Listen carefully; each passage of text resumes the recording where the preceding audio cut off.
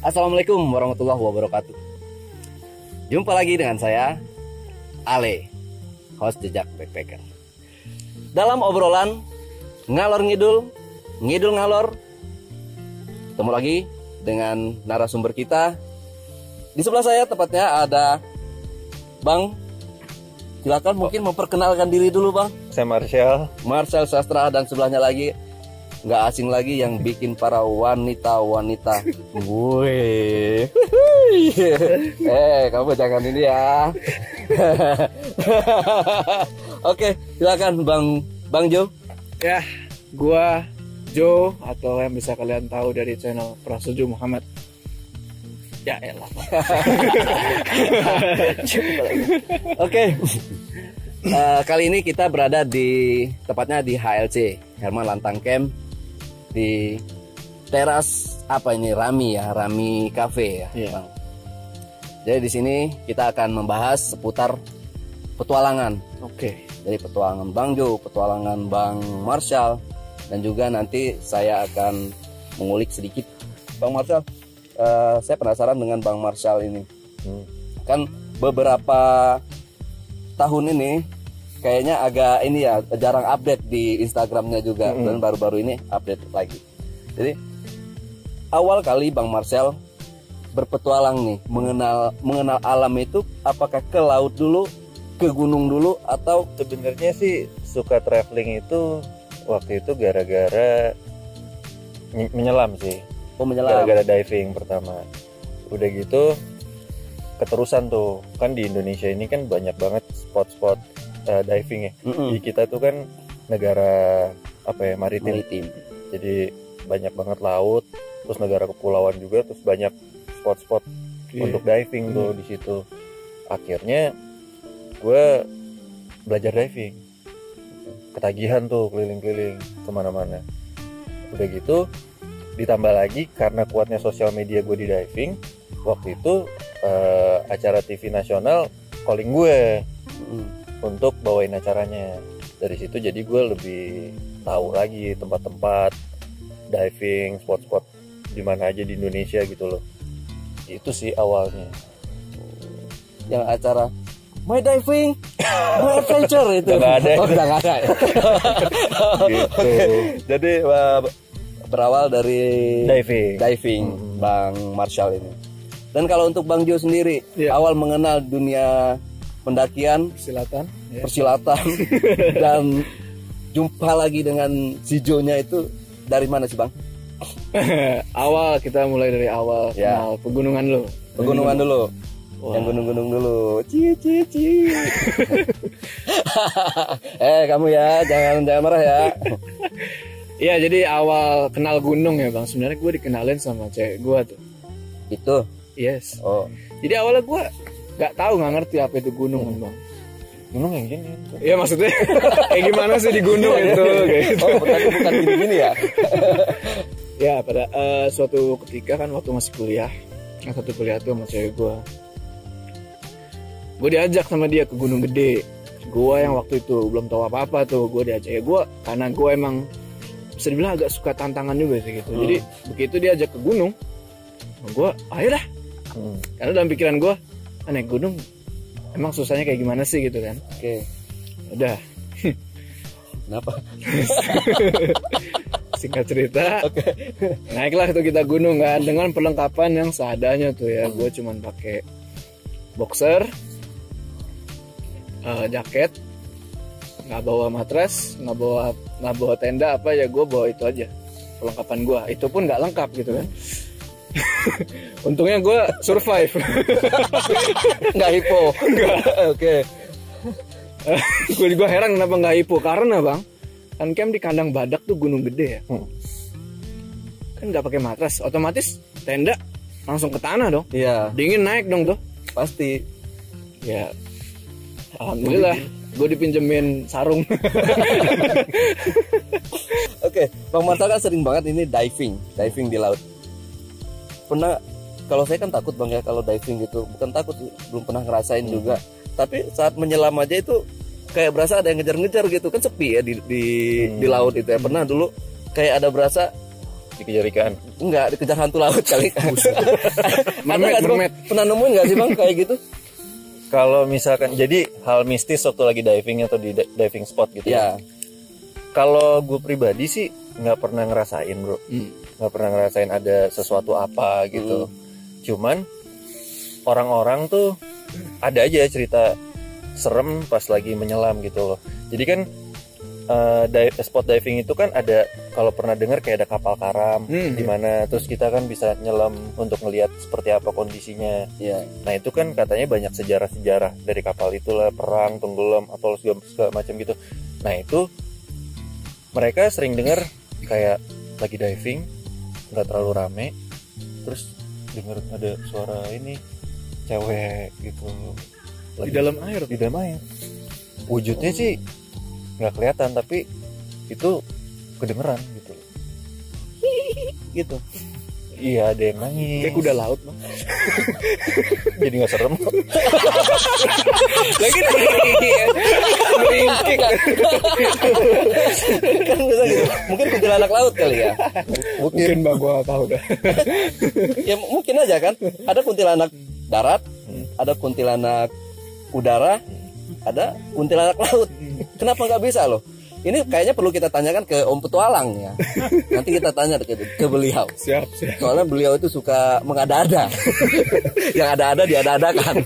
Tapi emang serem sih. Jadi kalau gue ngebayanginnya juga, apalagi kalau kita kan ada yang namanya night dive tuh. Ya. Night dive. Malam-malam. Nyelamnya malam. Oh, Night dive. oke. Night. Jadi kalau masuk ke kapal karam kayak gitu, memang suasananya sih, ambience-nya juga udah serem sih. Mungkin ya kalau kayak lo masuk malam-malam ke satu gedung tua atau yang udah terbengkalai sekian puluh tahun lamanya gitu, ini masuk ke itu tapi nyelam ya, ada sih mungkin ya orang yang itu gue bisa terima gitu loh kalau dia pernah ngedenger kayak gitu-gituan gitu. Kayak yang baru-baru ini juga ya katanya ada juga ya saat relawan ya, bukan relawan yang bantuin baru pesawat ya kapal laut itu. Oh ya, ya katanya ada juga sih yang mendengar suara-suara yang kayak gitu pas lagi evakuasi jenazahnya. Bang Jo sendiri, Iya gimana? oke. Bang Jo sendiri selama pendakian, selama sekarang kan Bang Jo lagi hit banget di yang gitu-gitu lagi, ya, apa namanya? Apa sih Bang Jo? Saya apa lagi doang sih ya. Kalau nonton Bang Jo ini. Jadi selama Bang Jo mendaki gunung dan membawakan cerita-cerita storyteller, khususnya cerita horor Bang ya. Pernah nggak mengalami kejadian atau nih diganggu oleh makhluk-makhluk astral saat membawakan storyteller atau dalam pendakiannya? Kalau dalam pendakian, ya ada satu waktu itu di Gunung Sindoro. Itu udah serem banget ya. belum. Jadi di ketinggian berapa itu lupa gue, kalau nggak salah setelah pos 3, setelah Batu Longko, tau nggak? Belum pernah. Oh belum pernah Iya. ya? Iya, jadi ada namanya Batu Longko, di atasnya lagi tuh bang. Artinya bisa dibilang cukup tinggi lah, di atas 2000 mdpl. Nah, gue kan naik bertujuh ya. Dari 7 orang ini, gue dan kalau nggak salah 3 orang teman gue ngedenger yang namanya gamelan. Di ketinggian segitu, gue nggak tahu ya apa suara itu ke bawah angin atau ada yang nyetel gamelan atau gimana, atau ada yang hajatan, gue nggak ngerti bang.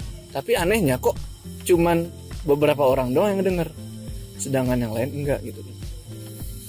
Nah di situ itu kalau hal mistis yang pernah gue alami ya itu doang. Cuman kalau masalah kayak melihat atau mungkin disasarin atau gimana, gue belum pernah sih bang. Alhamdulillah belum pernah. Belum pernah, alhamdulillah. Atau mungkin lagi cerita-cerita horor nih, aman-aman aja sampai sekarang. Nggak minta diganggu gitu bang biar ada cerita? Ah enggak bang. Soalnya kalau di gunung tuh lebih sering banyak ya kejadian mistis ya kalau yang gue dengar. Tergantung sih bang, gimana ya? Ya lumayan juga sih bang. Ya kan? Kayak misalnya gua nih naik pernah mengalami mungkin beberapa kali. Kalau untuk ngelihat emang belum pernah juga. Emang nggak mau juga sih. Sebenarnya kalau dilihatin ya mau juga. Oh bentuknya seperti ini gitu. Iya. Tapi semenjak saya naik gunung itu di Gunung Kerinci, Semeru dan Latimojong. Oh iya bener. Apa tuh? Latimojong. Ya kan? Iya, Latimojong saya ngeliat pocong. Real pocong. Real. Gede banget itu. Dia jadi ada posisinya ada di pos berapa sih? Pos 3 ya. Pos 3. Pos 3 itu saya mau jam 10 malam kan mau kencing. Itu jadi di Latimojong itu ada pohon-pohon yang tinggi-tinggi gede semua. Itu mau kencing, saya ngeliat Dia mau kencing. saya. Oh lu. Iya. Bukanya ribut bang. Bukanya ribut. Pocong kan gini bang. Iya bener. Dia mau kencing gimana? Bukanya susah. Dia pas dia mau kencing. Jadi Terus pulang pas jeruk ngeliat, biar serem. karena nggak serem sih bang. Oh, iya. Karena gua nggak penakut. Oke. Jadi pas gua mau Kencing. iya, kencing tadi itu susah banget ya, kencing, sat, astaga, ya udah, Hilang. enggak, saya masuk tenda, ini, nah persis seperti ini tenda, saya ngadep ke sana, pohon gede, itu dia di atas pohon, berdiri di atas pohon, kayak gini gede banget, sekitar 2 meteran lah. Gedenya spawn itu apa? Ya pohon itu di sebelahnya. Oh di sebelah. Di sebelahnya bukan pohon itu, ini pohon ada ranting yang cabang lah gitu. Dia berdiri di situ. Lengkap dengan kuncir-kuncirannya. Terus ngapain pocong itu? Diri doang. Berdiri doang karena saya langsung masuk ke dalam. Karena nggak mau oh ya udah ngeliat udah masuk ke dalam. Itu doang sih. Terus ada lagi yang di Gunung Kerinci. Kalau di Gunung Kerinci itu saya cuma kayak disasarin lah. Kabut tiba-tiba di Tugu Yuda itu terus langsung kabut, jarak pandang tuh cuma semeter lah. Jadi saya manggil porter gitu. Nah, suara si porter itu ada di sebelah sana. Sebelah sana. Saya ikutin nih, saya bertiga sama teman. Ternyata masuk ke dalam jurang. Tapi untungnya jurang itu masih ada cerukan lagi. Nah, udah kita tunggu buka dulu, kita naik sambil pegang-pegangan pohon 3. Sampai gitu tuh. Iya karena menurut cerita yang beredar itu kemungkinan itu ini menurut cerita yang beredar ya, kemungkinan entah itu korinnya atau arwahnya si Yuda yang tahun 90-an ya, 90-an itu hilang di Gunung Kerinci dan nggak ketemu sampai sekarang. Itu sih paling yang kalau gue ya bang yang ngerasain paling rekan pendakian gue sih. apa tuh? Mereka yang selalu jadi korban bang gitu. Oh gitu. Jadi gue nih kan gue nggak peka ya sama gitu-gituan kan. Kadang tuh kita turun malam bang. Turun malam hujan tuh. Kayak waktu itu di Cikuray, Ciremai itu turun selalu malam hujan. Dan sebenarnya sih kalau bisa turun itu jangan pas maghrib atau lebih gitu kan. Jangan lebih dari maghrib. Kalau bisa. Kalau bisa tuh sebelum sore waktu masih ada matahari itu udah sampai bawah lah gitu kan. Cuman karena kita orangnya mageran bang. Iya. Ya bilangnya mau turun jam 3 gitu kan, masih goler-goleran jam 4 baru turun gitu kan sampai bawah malaman. Nah di sini biasanya ada teman-teman pendakian gue yang kena gitu. Dikasih lihat. Nggak sekedar itu, ada yang ditempel juga. Sampai ke Jakarta. Nggak juga. juga. Oh ditempel maksudnya pas berat gitu kan. Iya. Gue yang nggak ngerti apa-apa ya cuman ya udah gitu gimana mau gue mau ngapain gitu loh. Gitu. Ya Bang Marcel sendiri untuk pengalaman pertama kali mendaki gunung gimana tuh Bang? Apakah capek, apa kapok atau gimana nih Bang? Enggak sih, enggak kapok. Kalau kapok enggak ya? Kapok. Jadi sebelumnya kan gue emang jarang. Malah gue pernah naik kayak Gunung Papandayan gitu. Tapi waktu itu juga lagi kerja bro. Nah kemarin itu ya bikin konten juga sih. Cuman emang kepingin banget nih. Tempat diving kan memang di Indonesia banyak banget. Tapi gunung-gunung di Indonesia tuh juga teman-teman gue kalau posting kalau lagi pergi segala macam tuh keren banget dan gue pengen. Akhirnya kemarin gue cobain kan. Gue naik Gunung Gede. Ya memang lebih lebih membutuhkan fisik yang prima sih kalau naik ke gunung dibanding lo diving. Ya. Harus lebih ada training sebelumnya lah, ya kan. Dan juga sama di setiap naik gunung kan sebetulnya juga salah satu kegiatan ekstrim lah ya. Betul. Jadi gue banyak belajar, gue ternyata harus ada step-step yang gue lakuin dan gak boleh dilakukan, apa yang boleh, apa yang enggak. Nah gitu gue jadi pengetahuan baru juga sih buat gue gitu. Dan gue suka sih, makanya nanti lain kali next time mungkin kita bisa naik sama-sama naik gunung, kita planningin lagi ya. Iya dong, ini udah capture, next mungkin bulan depannya lagi kita atur schedule lagi naik gunung bareng. Waktu itu naik lewat mana Bang Gede? Putri. Oh Putri. Iya yang pos 34 ya. Itu nanjak. Wah parah itu nanjak sih. Rame lagi.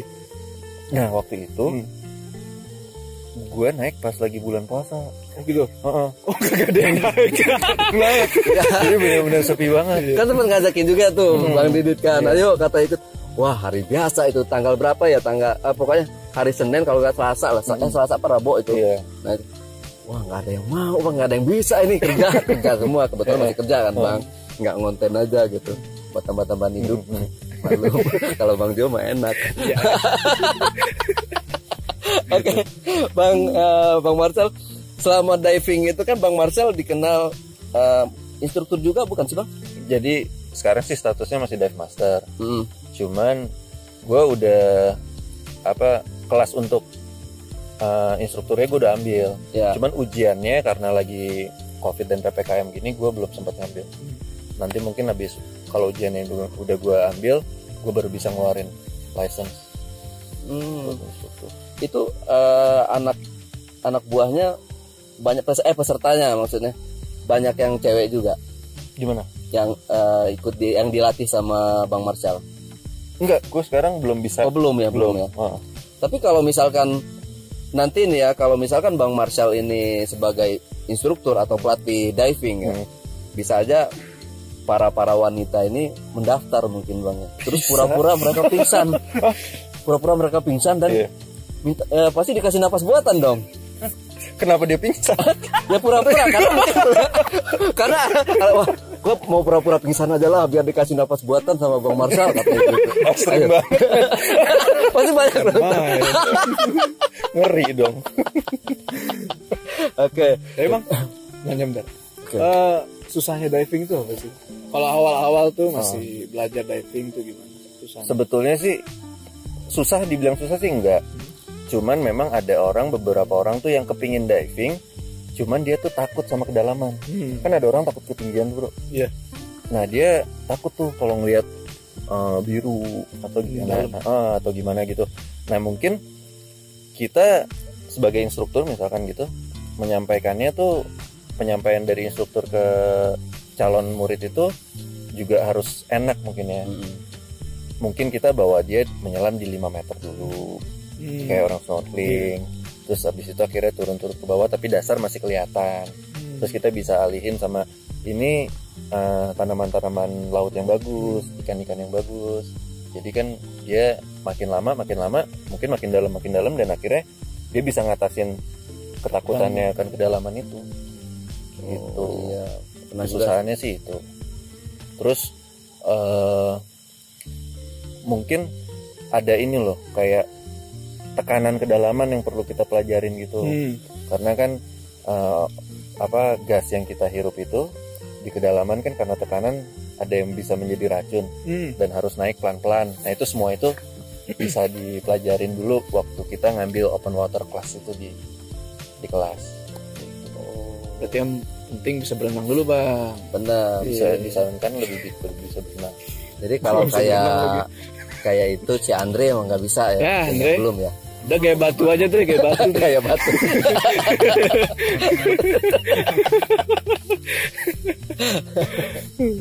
Jadi memang kalau kita diving itu harus kuat nafas juga Bang. Maksudnya harus punya, kalau kayak saya kan napas perokok. Kira-kira kuat nggak sih Bang kalau misalnya kedalaman 500 meter? Nggak boleh. Nggak boleh ya? Bisa 500 meter. Karam itu bang, karam. Nggak, kalau menyelam itu untuk recreational diving, diving rekreasi itu tidak boleh lebih dari 40 meter. Kalau kita menyelam lebih dalam lagi, itu sudah termasuk namanya technical diving. Itu beda lagi kelasnya. Kayak untuk rescue kapal apa segala macam itu mereka pasti menyelam lebih dari 40 meter. Itu ada teknik khusus lah untuk itu gitu. Tapi benar nggak sih bang kalau kebanyakan kita menyelam di laut itu gendang telinga itu menyebabkan kita pendengaran kurang atau tuli lah gitu? Enggak juga enggak, karena ya itu tadi kan karena ada tekanan. Kalau kayak kita naik pesawat deh ya, itu kan pasti kita kan kupingnya kan kayak mampet atau berdengung gitu, terus kita harus ini kan nguap atau buang ini dipencet, itu namanya equalize. Itu equalize. Equalize itu berlaku sama waktu kita lagi turun ke kedalaman juga. Jadi kedalaman sama ketinggian tuh kita harus equalize lagi supaya udaranya tuh ngebuka. Kalau pakai penutup kuping gitu nggak boleh. Nggak boleh. Nggak boleh. Oh gitu. Headset. Bukan ya? Sambil denger lagu. Nggak ada, belum diciptakan ya bang. Setrum loh bang. ya kan? Apa sih nggak mungkin bang gitu di nilai zaman modern seperti ini. Nanti kedepannya bisa kita mendengarkan musik sambil menyelam kan bisa. Malah goyang-goyang. Iya. Ini kan Bang Jo mulai YouTube dan makin naik terus. Sekarang sudah mendapatkan gold button. Alhamdulillah. Awal mulanya pasti dong kita Bang Jo sendiri ini pasti merasakan ada wah ini kapan nih perasaan pasti apa ya? Jenuh lah. Kok ini kita ngedit udah susah-susah. Ini kok nggak naik-naik gitu. Seperti halnya dengan saya awal-awal gitu. Sama lah mungkin semua sama Bang Marshall juga ya. Nah itu cara Bang Jo bisa berada di posisi atau berada di titik sekarang ini seperti apa sih bang awal mula perjalanannya? Awal mulanya itu ya gimana ya bang, gue sudah bilang tuh iseng-iseng sih bang. Gue kan baru keluar dari kerjaan gue kan, terus gue bingung mau ngapain. Ya gue pikir karena gue suka nonton YouTube ya emang udah lama, tapi cuma nonton doang tuh. Ya gue cobalah gimana kalau gue bikin video. Gue mulai tuh satu video nge-vlog.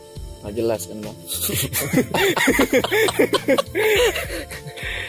Berarti berawal dari vlog ya? Iya, karena kan gue liat di YouTube nih, wah orang pada nge-vlog nih. Ya udah gue nge-vlog juga dah gitu. Vlog, nggak ada yang nonton, cuma 20 orang atau siapa aja tuh makhluk kurang beruntung itu kan yang menonton vlog gue. Oke lanjut, terus gue pikir lagi kan, kenapa gak gue mulai dari hobi gue aja. Waktu itu gue udah mulai sering naik gunung tuh. Nah gue coba, mungkin kalau gue bikin video tentang gunung oke nih. Pertama tapi gue nggak masuk horor dulu. Gue pertama mulai kayak review tenda, terus tutorial nyuci tenda, tutorial nyuci tas gunung gitu kan segala macem. Gue liat, view-nya lumayan, tapi kurang banyak menurut gue gitu kan. Terus gue pikir lagi, apa sih yang bisa digali ini dari gunung nih, dari topik gunung ini apa sih? Gue kepikiran nih, kan setiap pendaki-pendaki itu kalau naik gunung pasti mereka punya dong kisah-kisah mereka masing-masing dalam mendaki. Kenapa nggak gue coba menceritakan kisah-kisah mereka nih yang belum terceritakan ke penonton gitu. Pertama gue coba bawain cerita satu, gue ambil dari Kaskus, gue minta izin dulu ke pemiliknya kan, gue minta dikasih, ya udah gue bawain. Responsnya lumayan. Responsnya lumayan. Dari sini gue melihat, wah ini bisa kan ya, ini kayak bisa sih. Terus gue coba lagi. Waktu itu ada narasumber gue cewek, gue coba ada sepupunya cewek gue, dia punya pengalaman horor di Gunung Gede. Gue coba nih jadiin dia narasumber. Dari situlah bang, gue mulai bisa dibilang gue mulai naik dari video itu.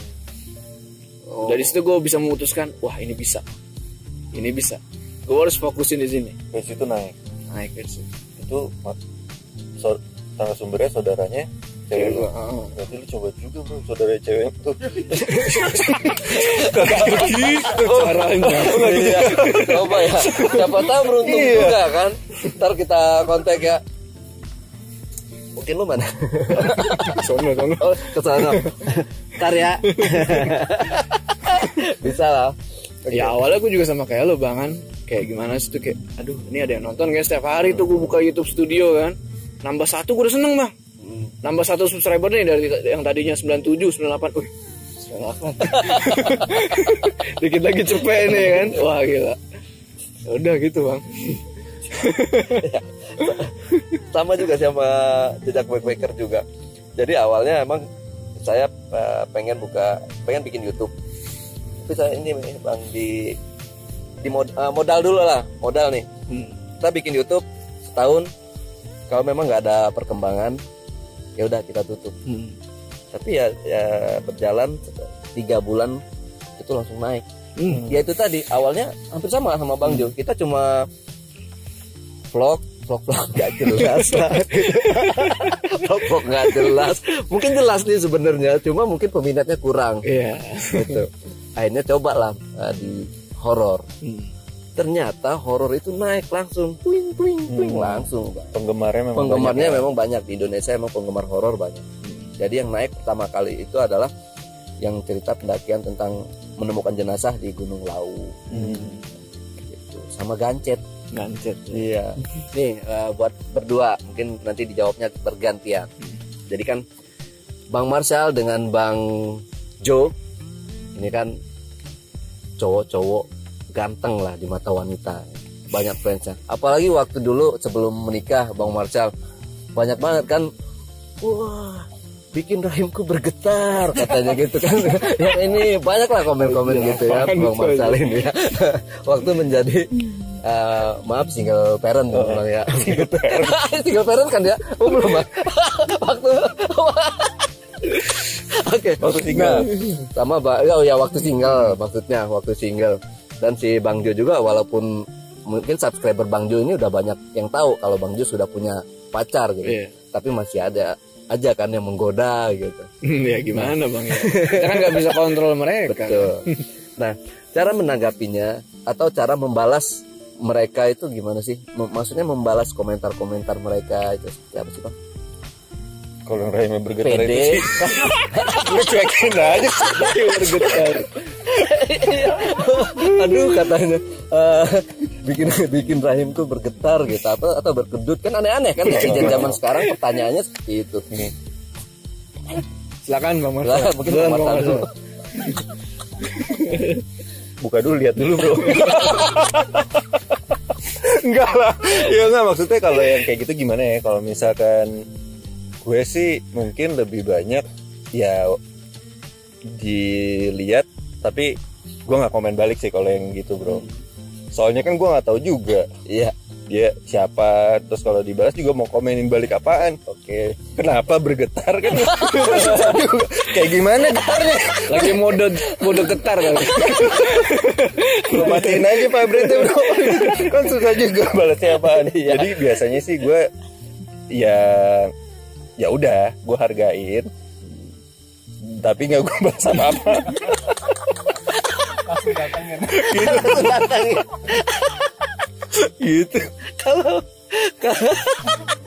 Bang Jo sendiri, kalau Bang Jo kan paling banyak banget lah komentar-komentar seperti itu ya. Tapi ya bagus juga sih Bang ya, karena itu dari mereka juga kita bisa berada di titik saat ini gitu, fansnya. Ya sejak awal gue tahu gue mulai bisa dibilang naik Bang ya di YouTube. Gue yakin nih ini bakal menarik banyak perhatian Bang. Baik perhatian yang kita mau ataupun yang kita mau, kita kan nggak bisa kontrol itu kan.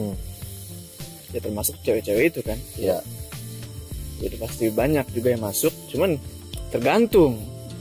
Kalau mereka misalnya cuman kayak Bang fallback dong gitu, gue mohon maaf nggak bisa gitu, gue kan nggak kenal lu siapa. Tapi kalau misalnya mereka nanya Bang mendaki ini, ya gue jawab seadanya sesuai pertanyaan mereka kan gitu. Tapi kalau selebihnya udah mulai ngaco kayak Bang alamatnya di mana Bang, atau Bang boleh bagi WA nggak, ya mohon maaf nggak bisa kayak gitu kan, privasi gitu. Ya gitu sih Bang, paling ada batasan-batasannya lah. Tetap gue cantik. Cowok cantik. No, kan ada. Sudah dipantau dari jauh. Tengah malam di dalam tenda ada keributan. Hati-hati. Itu kalau tanggapan si Bebeknya gimana bang? Kalau melihat Bang Jo banyak fans wanita, banyak fansnya wanita kan pastinya. Gue kurang tahu sih bang. Bahkan yang nggak jelas pun ada bang. Nggak tahu wanita atau itu ada juga. Pasti, semua pasti ada yang kayak gitu. Ya gimana ya, awal-awal sih dia cemburu besar gitu kan. Coba, tapi gue kasih dia pengertian lah gitu kan. Ya gimana, ini kan nggak bisa gue kontrol ya kayak gini-gini. Gitu. Maksud gue kalau masih dalam batas wajar ya udah gitu kan, mau gimana. Yang penting kan nggak, kan gue nanggepinnya tuh nggak berlebihan, nggak sampai kayak kok intens banget nih chatannya gitu kan, nggak normal gitu. Pernah nggak sih bang kalau lagi diving gitu ketemu hiu atau kecelakaan di laut? Kan ada kecelakaan di gunung, ini ada lagi kecelakaan di dalam laut gitu. Kecelakaan di laut gara-gara hiu maksudnya gitu? Iya, atau yang lainnya. Kalau hiu dulu nih, ya. Kalau hiu itu justru kita tuh diver justru pengen ngelihat. Kita tuh justru pengen ngelihat dia, pengen ketemu lah waktu lagi diving gitu.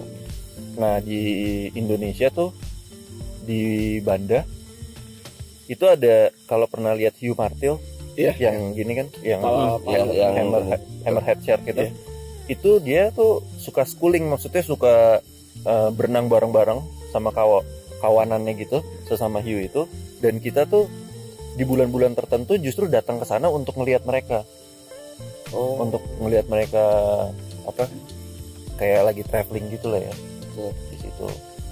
Dan kalau dibilang membahayakan atau enggak, selama ini sih lagi diving kita nggak pernah diserang sama hiu atau kecelakaan digigit hiu di mana gitu, kita nggak pernah ngerti.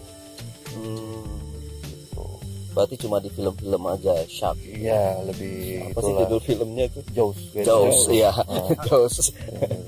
Tapi kalau kayak mungkin di luar negeri ya, kalau kayak great white shark yang tertentu gitu, memang gue suka denger kayak di Australia orang lagi main surfing, terus mereka dimakan, digigit gitu, terus papannya mungkin digigit juga, mungkin dia ngelihat itu ada apa kali ya di atas, mereka nekan. Tapi di Indonesia sih enggak sih, itu jenisnya beda. Oh jenisnya beda ya, bukan hiu yang seperti yang hiu-hiu di Indonesia. Di Indonesia kan lebih santun hiunya kan. Iya. Budaya timur. Hiu timur. Gitu. Bang Jo, ya, suka duka selama Bang Jo pendakian? Suka duka? Iya. Oh sukanya banyak ya, dukanya kayak nggak ada. Wah dukanya capek. Udah pasti. Kita mulai suka lu ya, sukanya pasti itu bang, pemandangannya tuh indah-indah ya. Terus apa sih, kayak gue suka dari naik gunung itu bang, ini bang kayak perjuangannya gitu loh. Sebenarnya sih itu yang gue incer. Jadi perjuangan kita buat sampai ke puncak itu, nah itu yang gue suka. Jadi prosesnya ke sana itu. Terus juga kayak kebersamaan kayak gini lah, kayak camping bareng gini itu asik juga. Nah kalau dukanya itu ya tadi lo bilang bang, iya engkul ini. Pas turun aduh bang. Tapi Bang Jo sendiri belum pernah naik gunung ke gunung-gunung di Indonesia, khususnya luar Pulau Jawa gitu, udah? Belum pernah sih, gue pengen banget sih itu. Iya, kemarin kan gue ajakin nggak mau terus ya, nggak bisa terus. Ajakinnya ke loser bang. Aduh, mohon maaf nih. Ngaput. Ajakinnya ke loser. Oke, lanjut lagi bang ya. Sekarang ini kan banyak banget kecelakaan di gunung.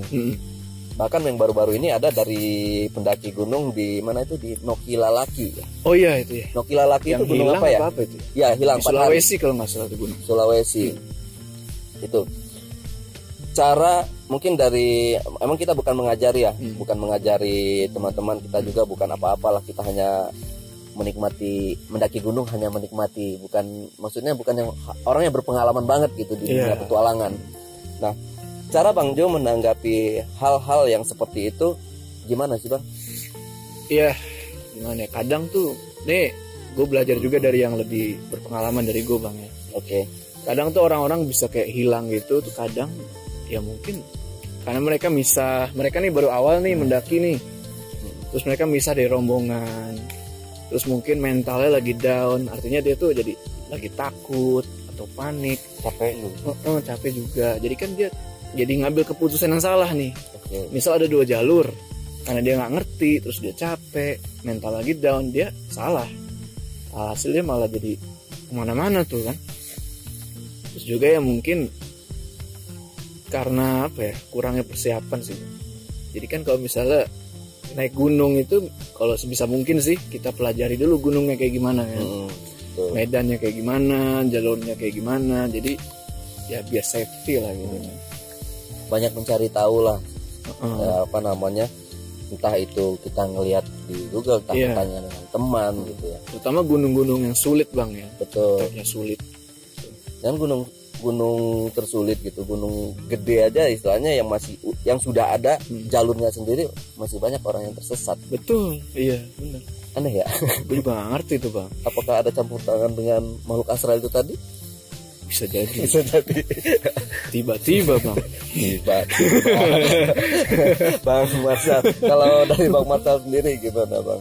Apa tuh? Ya mereka kan banyak banget nih pendaki-pendaki sekarang ini yang hilang lah, atau ya itu tadi kecelakaan di gunung. Caranya gitu biar nggak ada lagi kecelakaan di gunung itu efektifnya gimana sih bang? Kalau gue sih mungkin lebih kayak global aja ya, kayak misalkan para penggemar ekstrim sport gitu. Dan gue menganggap naik gunung itu sebagai ekstrim sport juga kalau buat gue pribadi. Jadi segala macam satu kegiatan ekstrim itu kan kita harus pelajarin matang-matang dulu. Kayak gue ngomong diving lah, gue harus sebelum gue masuk ke laut, gue harus tahu dulu nih bahayanya apa, bagaimana cara merescue diri sendiri dan merescue orang lain. Terus apa yang ya dari cuaca dan dari apa kan kita harus pelajarin. Nah gue baru banget di gunung, tapi mungkin kalau gue menerapkan itu di diri gue, mungkin sebisa mungkin kayaknya gue juga akan meminimalisasi kecelakaan atau tersesat atau apa gitu, dan bertanya sama pakar yang lebih senior dari kita lah, ini gimana sih cara naik gunung yang benar tuh, gue harus pakai sepatu yang kayak gimana sih, carrier gue ini caranya bawahnya gimana, settingnya gimana. Itu kan kalau kita belajar, kita nanya, otomatis sih harusnya enggak ya. Dan juga jalan sama orang yang udah tahu aja. Iya bener. Gitu, lebih gitu sih mungkin. Kadang gini juga bang, gue tambahin dikit. Kadang tuh emang dari pendakinya sendiri yang konyol gitu, kayak sotoy gitu kan. Wah gue bisa nih naik sini kan sendiri tuh. Apa maksudnya, tanpa apa-apa persiapan. Jadi caimbu aja gitu naik. Ya, menurut gue itu agak nggak bijak ya. Apalagi kalau dia ini nggak tahu, terus ngajak lagi teman-teman yang lain yang juga nggak tahu. Nah udah tuh. Terus pada sotoy semua tuh ya, udah selesai dah tuh. Itu sih. Pernah nggak sih bang, Bang Marshal atau Bang Jo ini naik gunung kan, kita pernah mendengar pertanyaan-pertanyaan dari orang-orang mungkin yang baru.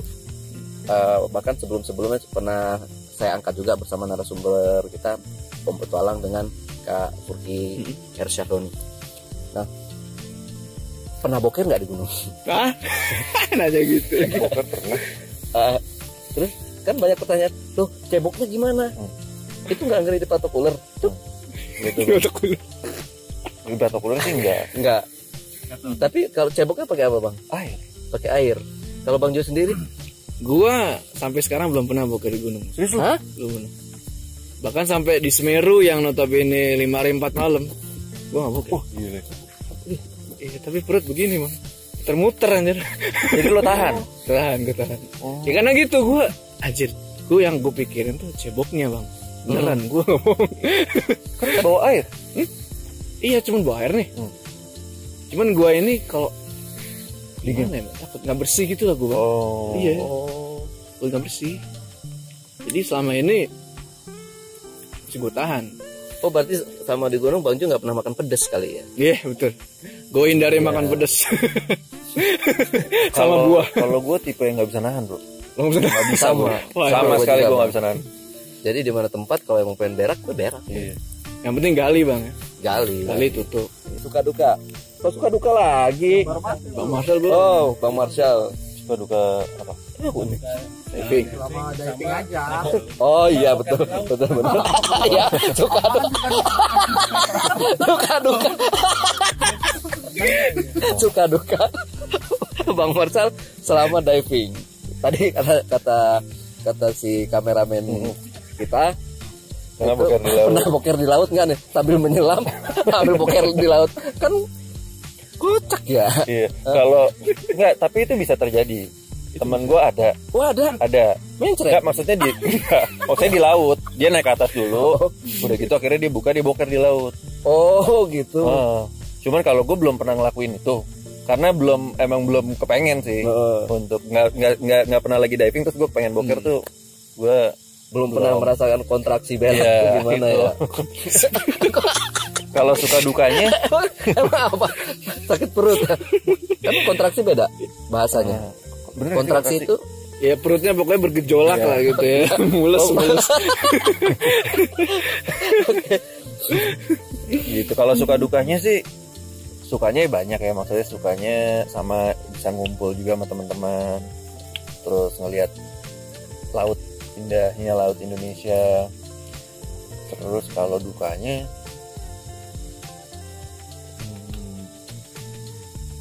Tidak ada. dukanya kalau nyelam misalkan udah bangun pagi-pagi tiba-tiba lautnya keruh. oh ya. Lautnya keruh, misalkan jarak pandang tuh visibility-nya cuman 3 meter, 5 meter.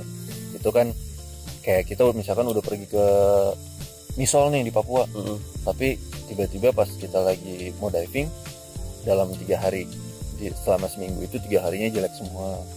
Ya, itu kan maksudnya agak sayang banget ya. Jadi kita mungkin akan next, kita datang lagi deh gitu. Laut keruh itu kenapa? Apa banyak sampah? Apa gimana? Bukan sih, lebih kayak apa ya, memang musimnya sih. Oh gitu. Jadi naik gitu loh, pasir dan Oh emang bisa begitu. emang bisa gitu. Gitu. Oke. Itulah tadi obrolan ngalor ngidul ngalor kita pada kali ini. Nah, sekarang saya pengen boleh minta sesuatu nggak, Bang? Apa tuh bang? Kali ini aja. Apa tuh? Bang Jo, tolong ditutup Ya. spesial buat Jejak Backpacker. Ya, jangan lupa kalian tulis pendapat kalian di kolom komentar ya. Jangan lupa like video ini dan jangan lupa subscribe ke channelnya Jejak Backpacker. Sampai ketemu di podcast-podcast selanjutnya.